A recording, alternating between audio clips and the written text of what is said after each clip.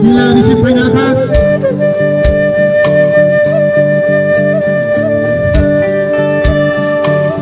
hari tempat satu yang kebal, satu yang kebal, yang kebal, kebal, berapa?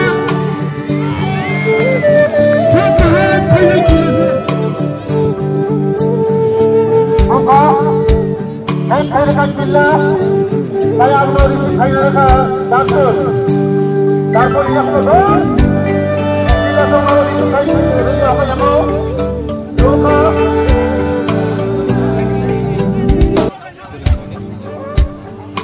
Kalau sini sukanya apa gila, gila semburu apa? Hai tampil sukanya apa? Jadi kita boleh makan.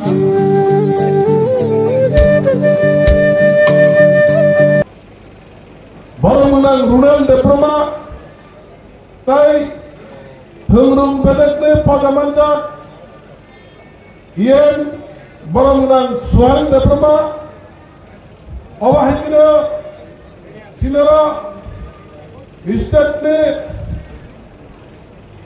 pengurung pedekne director. ताई चीनी CRPF ने commandant ताई चीनी all मुख्य ने SDPO ताई job तो committee ताई फेंगनाय नायनाय फाइनल अपना खाकाहाम हमजम याफारो ताम निबाले हिंगाय आं मुसुल पयले मुसुल जे खेला माने मेन उद्देश्य हिंगाय असय असय भरम गोबां बेकार बुरिलाय दङ अबनो नायै सेरेलै दफानि भबिष्यतनि चिनि थिनांनि कायसा धोरोम बाय धोरोलै टाइम कुसुवा काथेल बाहाय वाल सुबिनो जोंगर वाल सुलाय खेला माने बडि बगे पाइथेला अबनो कयनाय जारा नायना फायनाय हायके जारा फेंनाय बर सुस्त खयै काहां खय थलै अरनि और खुमलो नाम चेगा कैसे कहाँ परिवेश किसाने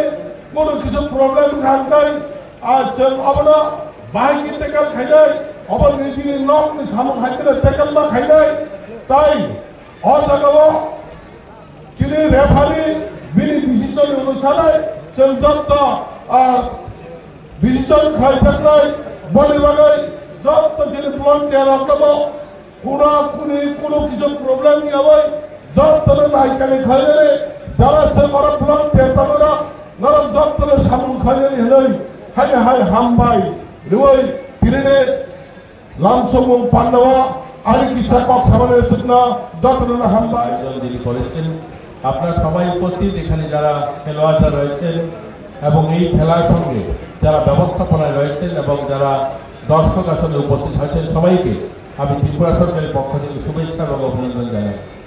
সত্যি আজ ভালো লাগছে আমাদের এই খোমলুগের গ্রাউন্ডে এত সুন্দর গ্রাউন্ড আমাদের ত্রিপুরার যে যতগুলো ফুটবল মাঠ রয়েছে তার মধ্যে অন্যতম একটা মাঠ এই মাঠটা আমরা ইতিমধ্যে অনেকগুলো নতুন মাঠ করেছি আপনারা জানেন কয়েকদিন আগেই জম্পুজলাতেও এই ধরনের একটা সুন্দর মাঠ সিনথেটিক গ্রাউন্ড আমরা উদ্বোধন করেছি।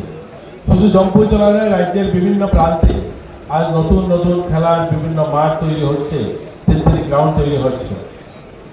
একটা সময় আমাদের রাজ্য সহ গোটা দেশের খেলার যে অবস্থান সেটা অনেকখানি আমরা পিছিয়ে ছিলাম। 2014 সালে আজও আমার মনে আছে প্রধানমন্ত্রী নরেন্দ্র মোদীজি যখন শপথ দেন আমাদের দেশভাগ গ্রহণ করেন তখন তিনি একটা বক্তব্যতে বলেছিলেন যে আমাদের এত বিশাল দেশ যেখানে 140 কোটি মানুষের বসবাস এই দেশ অনেকগুলো ক্ষেত্রে আমরা চূড়ান্ত শিখরে পৌঁছে গিয়েছি।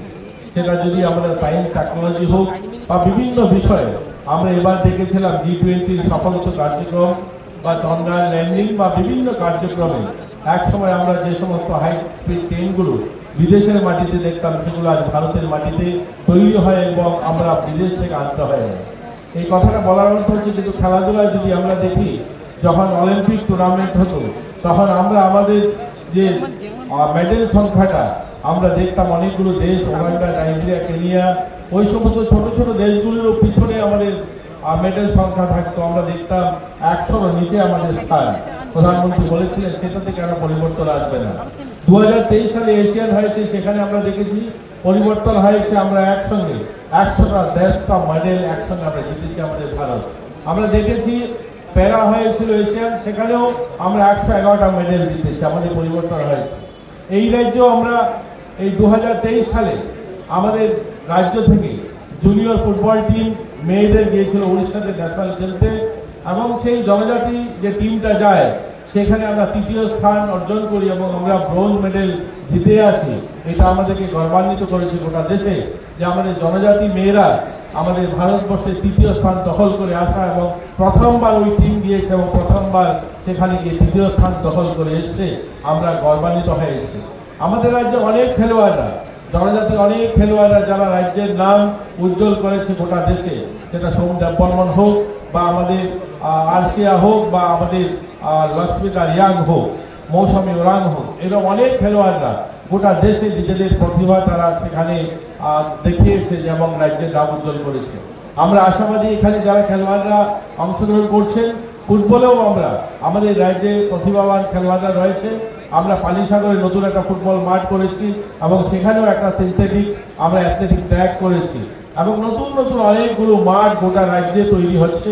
আমরা জানি আমাদের রাজ্যে প্রতিভাবান অনেক খেলোয়াড়রা রয়েছে, আমরা চাই তাদেরকে বের করা এবং তাদেরকে সর্বভারতীয় স্তরে একটা ভালো প্ল্যাটফর্ম তৈরি করে দেওয়া, তারা যেন আমাদের রাজ্যের নাম উজ্জ্বল করতে পারে।